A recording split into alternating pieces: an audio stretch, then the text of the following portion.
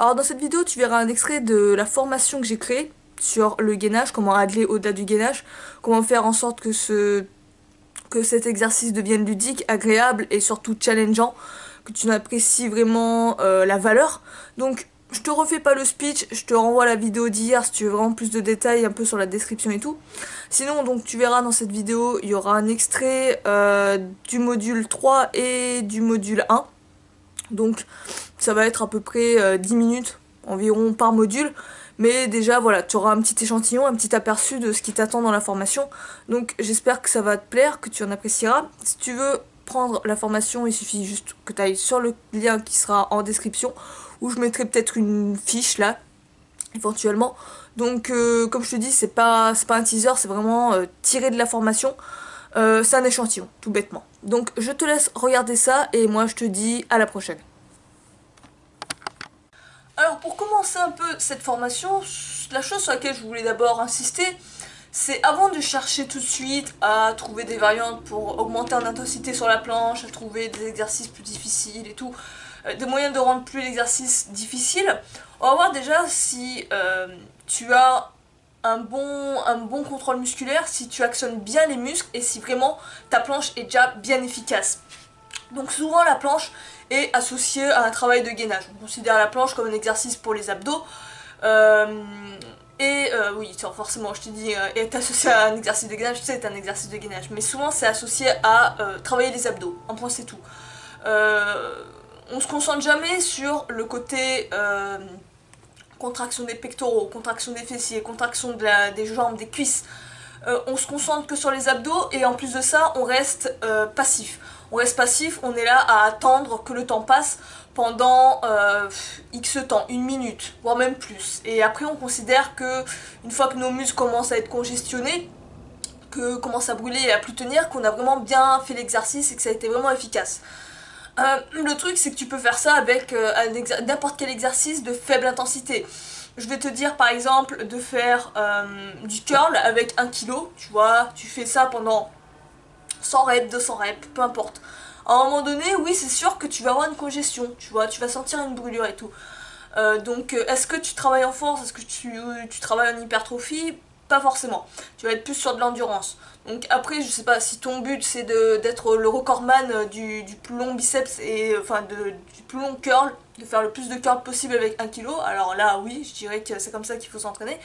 Mais si ton but c'est être plus fort et au contraire gagner aussi plus de muscles, les deux vont de pair hein, en général, c'est pas forcément la bonne stratégie.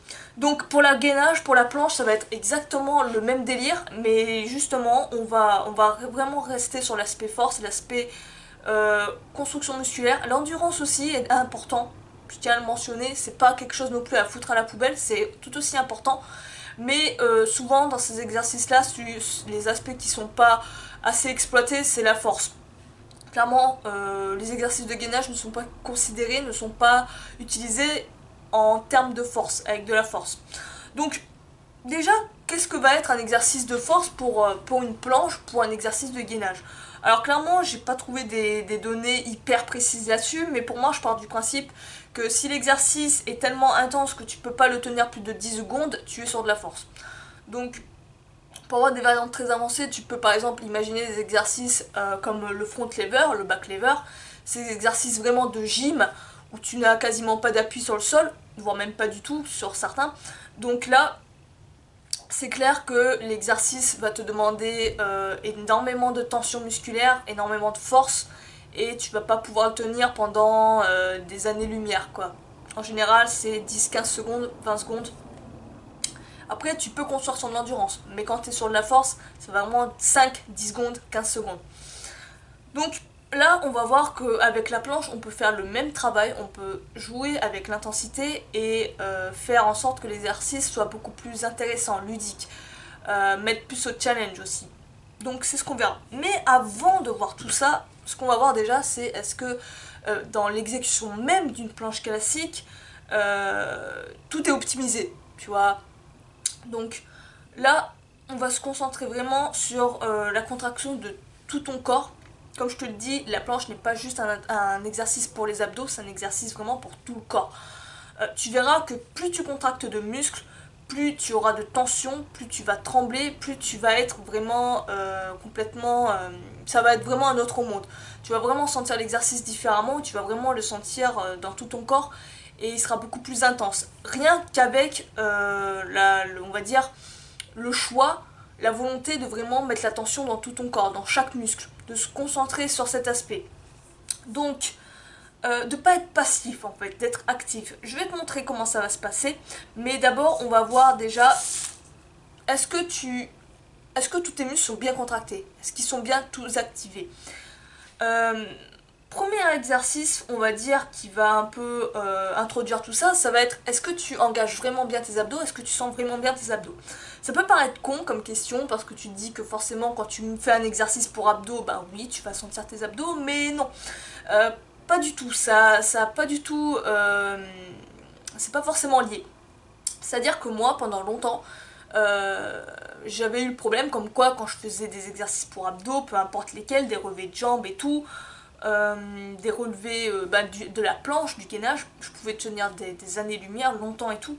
Je commence à sentir mes abdos brûler tranquillement, mais en général, tu vois, je sentais pas trop une grosse intensité dans cette zone là, tu vois, c'était peut-être les autres muscles qui prenaient, mais en général les abdos je les sentais pas trop. C'était pareil pour les relevés de jambes et les sit-ups, je pouvais en faire des tonnes mais je comprenais pas, je sentais pas les abdos. Donc qu'est-ce qui allait pas, qu'est-ce qui déconnait? Eh ben tout simplement que c'est une mauvaise exécution du mouvement, un mauvais placement en fait du corps qui fait que tu ne sens pas forcément tes abdos. Pour engager tes abdos, il y a vraiment un truc, une astuce qui m'a ouvert vraiment les yeux et qui m'a un peu tout changé dans mon entraînement abdos. Ça va être l'astuce que j'appelle de Pavel. C'est une astuce que j'avais lue dans son livre, je sais plus lequel, de Pavel Tsatsouline, ce fameux auteur russe, j'arrête pas de t'en parler dans les vidéos sur Kalos et Stenos. Et donc sa méthode, sa stratégie pour vraiment sentir les abdos et être sûr que ce sont les abdos qui sont engagés dans un mouvement, ça va être ceci. Je vais te le montrer tout de suite. Donc, pour apprendre à engager ses abdos,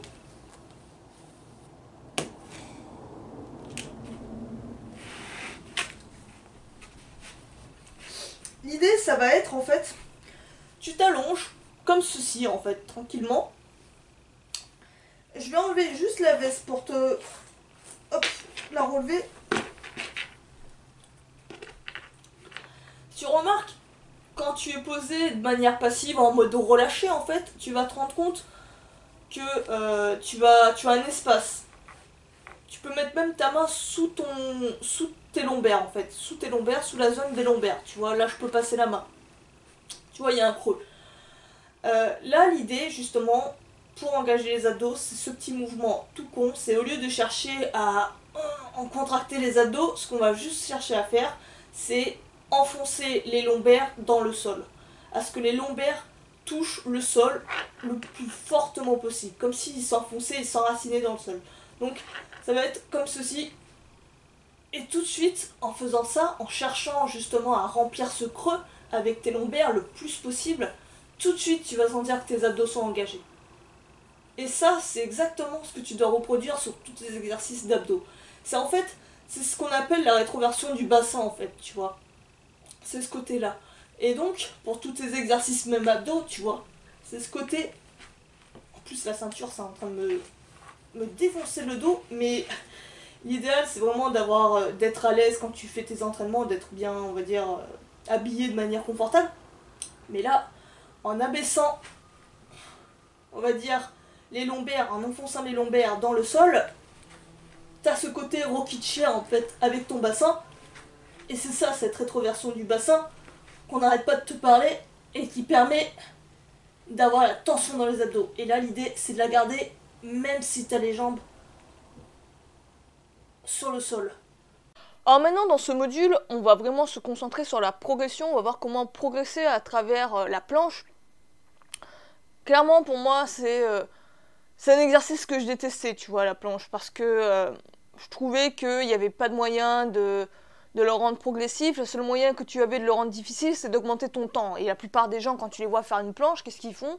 Ils la tiennent pendant des minutes et des minutes. T'as même des records sur la tenir le plus longtemps possible pendant des heures. Donc là, clairement, tu te fais chier, tu t'emmerdes et tu n'évolues en rien. Peut-être en endurance, mais côté fonctionnalité, je suis pas sûre que ça va te servir à grand chose de savoir tenir une planche pendant 45 minutes. Donc là, l'intérêt, c'est d'appliquer le principe de l'overload, on appelle ça en anglais, j'ai le terme sur le bout de la langue, la surcharge progressive, voilà, c'est ça, la surcharge progressive avec la planche. Donc, pour évoluer dans un exercice, pour faire évoluer ton corps, il faut à un moment donné que tu rajoutes de l'intensité, que tu rajoutes des variantes. Si tu fais tout le temps la même chose, tu n'évolueras jamais et tu ne prendras jamais en muscle ni en force. Tu resteras toujours au même point de départ. C'est comme toujours chercher à faire, je sais pas moi, le même nombre de pompes tout le temps, garder le même nombre de répétitions et considérer qu'en faisant ça, tu deviendras plus fort. À un moment donné, si tu veux devenir plus fort, il va pas falloir rajouter des répétitions, il va falloir trouver une variante plus difficile, augmenter ton effet de levier, peu importe, trouver une solution pour rendre ton exercice plus difficile. C'est comme si en fait, si tu appliques ça à la musculation classique, tu faisais tout le temps du développé couché à 50 kg, tu vois, tout le temps. Tous tes entraînements, tu fais ça. Tu cherches même pas à augmenter la charge, tu cherches même pas à faire peut-être des répétitions plus lentes ou plus explosives, à jouer avec le tempo, à jouer avec les pauses. Tu essaies de rien faire d'autre que tout le temps la même chose. C'est clair qu'à ce moment-là, tu n'évolueras jamais. Eh bien, ce principe-là, il fonctionne tout aussi bien avec la planche. Si on ne trouve pas des moyens de rendre cet exercice progressif par, on va dire, une augmentation de la difficulté de l'exercice, tu vas stagner et tu vas rien, tu vas en rien évoluer en termes de force. Donc là c'est intéressant, je vais te montrer différentes progressions pour rendre l'exercice de la planche déjà plus intéressant, mais surtout plus intense.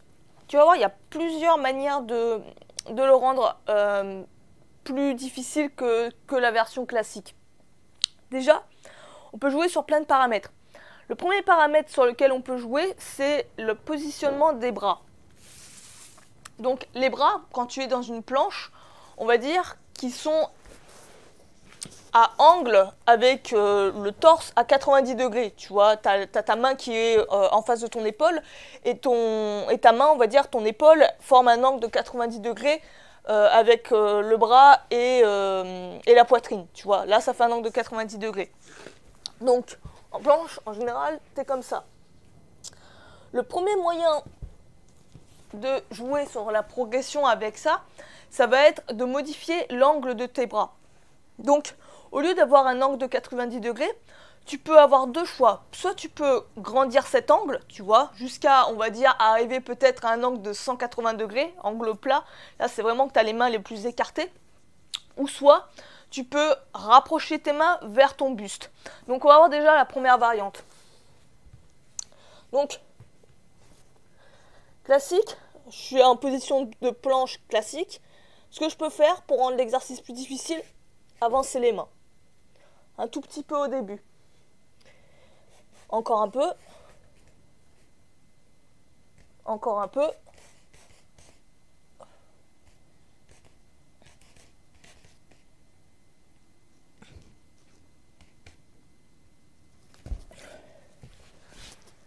Et je peux faire ça, si je le désire, jusqu'à arriver à angle plat. Enfin, angle plat, oui, ça va être ça. Où je serai quasiment parallèle au sol. Bon, j'aurai jamais un angle aussi parfait, mais vraiment être le plus proche du sol. Donc ça, rien que ça rajoute une grosse intensité à l'exercice.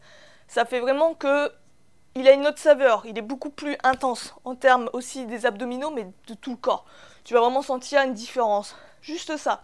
Augmenter l'angle de ton épaule.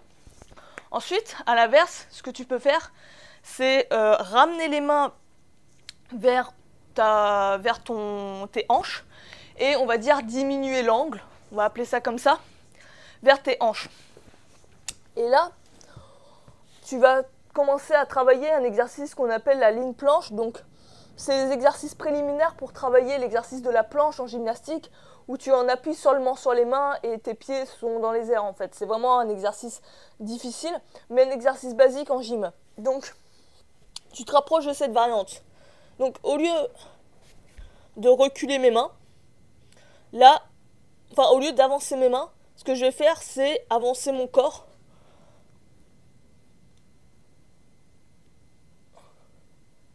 De sorte que mes mains se rapprochent le plus possible du centre de mon corps.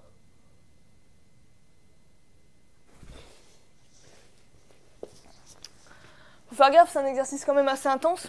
Ça met une grosse pression au niveau des poignets, donc il y a les mollos, en douceur. Au début, ça ne sert à rien de faire tout de suite un trop gros pas. Disons que maintenant tu es bien à l'aise avec la planche classique et que tu désires augmenter la difficulté en avançant tes mains. Tu as juste à le faire au début de quelques centimètres, d'ici par exemple. Et tu recommences ta tension.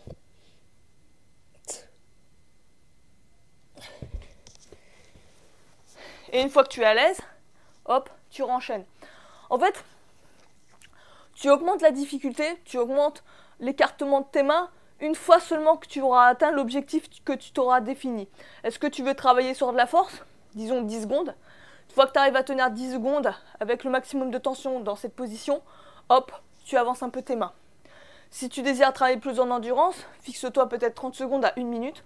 Une fois que tu arrives à travailler sur la tension, que tu arrives à tenir cette position pendant 1 minute, tu avances tes mains un peu plus. Et ainsi de suite. Mais toujours garder en tête tout ce qu'on a vu précédemment sur le principe de co-contraction. On contracte tous ces muscles. Tous les muscles doivent travailler, aussi bien les pecs que les abdos, que le dos, que les jambes, que les pieds, que les mains, que le grip.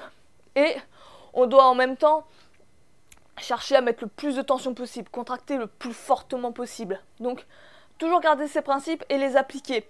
Au début, pourquoi pas, lorsque tu commences une variante un peu plus difficile, en avançant ou en reculant tes mains, pourquoi pas d'abord le faire avec moins de tension pour t'habituer avec l'exercice et après tu appliques le principe, on va dire, de Pavel ou de Kubik où tu mets maximum de tension, que tu contractes, t'enfonces tes mains et tes pieds dans le sol le plus fortement possible.